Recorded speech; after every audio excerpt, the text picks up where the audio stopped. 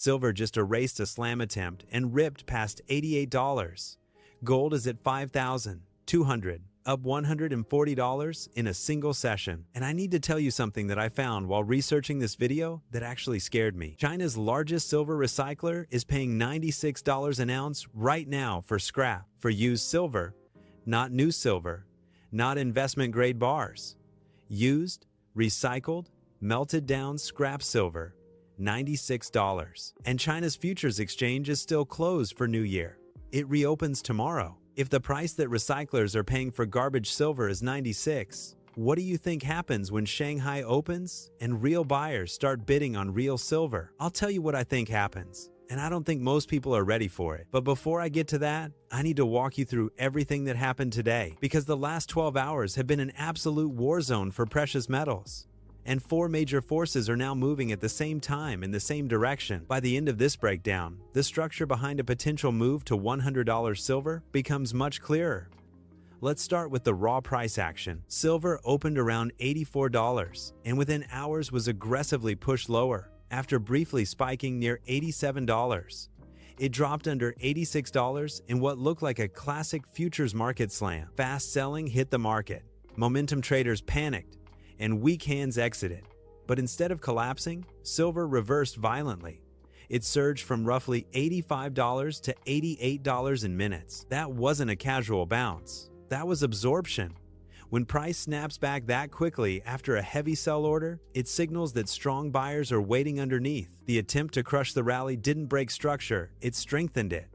Hey, James here. This is Noble Metals. If you're new to channel, hit the subscribe button. I'm covering silver and gold every single day. Drop your location and tell me where you form. Looking at the intraday structure more closely, the dip toward $85.80 occurred during the London session, a time often associated with volatility before New York opens. The sell-off lasted minutes, not hours. By the time New York trading began, most of the decline had already been erased. By early afternoon, silver was printing new highs near $88. That sequence matters. A failed breakdown that turns into a breakout often shifts control from sellers to buyers. The market tried to send a message that the rally was over and instead created a launchpad. When a market absorbs aggressive selling without losing trend structure, it indicates underlying demand. This is not simply retail momentum. These are deeper flows stepping in with conviction. The pattern repeated. Sharp drop, immediate recovery, higher highs.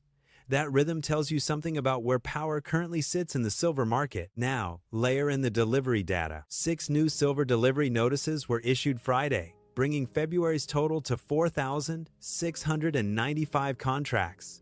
Each contract represents 5,000 ounces. That equals 23.475 million ounces called for physical delivery in a single month.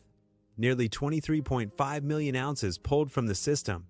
And March is a major delivery month. March 1st notice day allows futures holders to demand actual metal rather than cash settlement.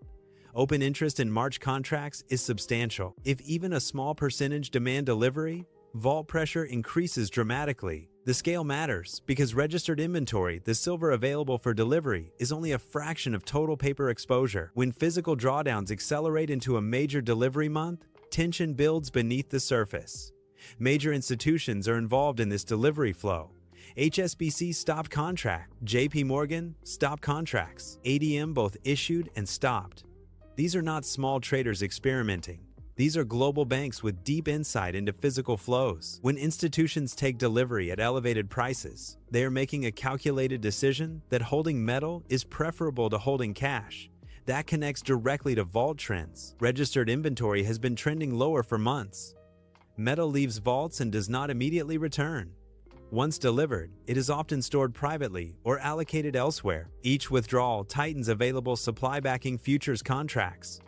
Earlier skepticism about a squeeze narrative fades when consistent drawdowns appear in official data. If even 10% of March holders demand delivery, available registered silver would be strained. When structural math breaks in commodities, price adjustments can become abrupt rather than gradual. January provided a preview. In 1 week, approximately 33 million ounces were withdrawn. Around 26% of registered inventory disappeared in 7 days. JP Morgan alone issued the overwhelming majority of notices during that period, moving roughly 8 million ounces. That scale of withdrawal shows how quickly inventory can shrink when demand intensifies. Fast forward to now. Prices are higher, supply is tighter, and another major delivery month approaches. That is the first force. The second force sits in China, a major recycler reportedly paying the equivalent of $95, $96 per ounce for scrap silver signals unusual tightness. Scrap typically trades below refined investment-grade metal. When scrap commands a premium to global spot, it implies strong downstream demand or anticipated supply constraints. China's domestic pricing disconnect is amplified by timing. The Shanghai Futures Exchange has been closed for the Lunar New Year, while international markets move sharply. When it reopens, traders will confront a market that has shifted 8–10% higher during their absence. If domestic recyclers are already paying near $96 equivalent, futures participants may recalibrate bids quickly. A higher Shanghai Open can create a feedback loop.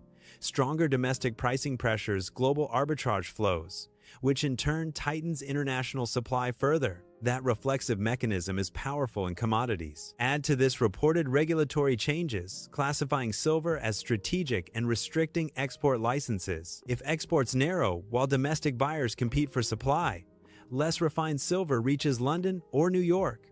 Global markets then source from a shrinking external pool. Overlay the gold-silver ratio. Recently, it compressed from around 65 toward 59. Silver gained approximately 3.9% in a session versus gold near 2.8%. Outperformance matters because ratio compression historically accompanies strong silver cycles. If gold advances toward 5,500 and the ratio falls to 40, implied silver pricing expands dramatically. At 35, projections move higher still. Whether those levels arrive immediately or later in the cycle, the directional compression signals capital rotation into silver. When silver begins outperforming gold during macro stress, it often indicates speculative and industrial demand converging. Ratio shifts do not guarantee targets, but they reveal momentum and relative valuation. The third force is geopolitical escalation. Trade tensions, tariff uncertainty, and public political conflict increase macro instability. Markets respond to instability with safe haven allocation. Gold benefits directly. Silver often follows with higher beta. When policy unpredictability rises, reserve managers and institutional investors hedge systemic risk. Escalatory rhetoric and delayed trade agreements reinforce uncertainty. Regardless of political stance, markets react to volatility. Capital seeks assets perceived as durable stores of value. That dynamic contributed to gold's surge toward 5,220, gaining roughly $140 in one session. Such moves reflect large capital flows rather than retail enthusiasm. Connecting these threads reveals a single macro narrative. Futures vault drawdowns, signal tightening, exchange supply. Chinese domestic premiums imply physical scarcity or anticipation of it. Ratio compression shows capital preference shifting towards silver. Trade escalation fuels safe haven flows into gold, indirectly strengthening silver's structural case. When multiple independent variables align in the same direction, probability weighting shifts. This does not eliminate risk, but it strengthens trend bias. The next technical level, near $92, becomes critical. A decisive break and sustained close above that region would leave limited structural resistance toward $100, as previous consolidation in that band was shallow. Supply fundamentals reinforce the macro case. Industry projections indicate a sixth consecutive annual deficit in global silver supply, with estimates near a 6–7 million ounce shortfall. Deficits are filled from inventories. Persistent deficits reduce buffer capacity. Mine development timelines extend 7 to 10 years, limiting rapid supply response. Even aggressive recycling cannot instantly replace structural gaps. When consumption exceeds production for multiple consecutive years, cumulative tightening emerges. Over time, price must incentivize new supply or ration demand. Corporate behavior reflects this tightening. Reports of large manufacturers securing multi-year offtake agreements directly from mining operations illustrate supply security concern. Locking up full mine output reduces exposure to open market volatility. Such agreements signal strategic planning beyond short-term price swing. When industrial consumers bypass exchanges to secure production at the source, it reduces freely traded supply and increases competition for remaining ounces. This behavior aligns with deficit data and vault drawdowns. Risk factors remain: a sudden geopolitical resolution, rapid trade de-escalation, or policy stabilization could produce pullbacks of 5–8%. Margin adjustments or exchange rule changes may temporarily cool delivery pressure. However, structural shortages are not eliminated by administrative changes. They are deferred. Volatility cuts both ways, as silver has demonstrated with sharp weekly swings. Managing conviction alongside risk awareness is essential in high-beta commodities. Stepping back, the broader thesis rests on convergence. Tightening exchange inventories, Chinese domestic premiums, supply deficits, ratio compression, and geopolitical uncertainty are not isolated stories. Together they form a macro alignment rarely seen simultaneously. Silver near $88, recyclers near $96 equivalent, major delivery month approaching, gold accelerating, and policy tension rising. These conditions collectively construct a pathway toward triple-digit silver. Whether the trigger is Shanghai's reopening, delivery escalation, or further macro instability, the structure suggests pressure building beneath the surface. Markets often move fastest when skepticism remains high. If silver decisively clears resistance and sustains momentum, attention expands, liquidity deepens, and the narrative shifts. That shift can itself become fuel. I'm not here to build a cult of followers. I'm here to build a community of thinkers. At Noble Metals, I provide the raw data, but I want you to bring the hard questions. We live in an era where debt is sold as wealth and clicks are sold as value. Don't just take my word for it. I encourage you to be a skeptic. Check my sources, challenge the mainstream narrative, and verify every claim I make. Because at the end of the day, a truth you've discovered for yourself is far more valuable than any hype or financial trend. Real gold is rare, but real truth is rarer.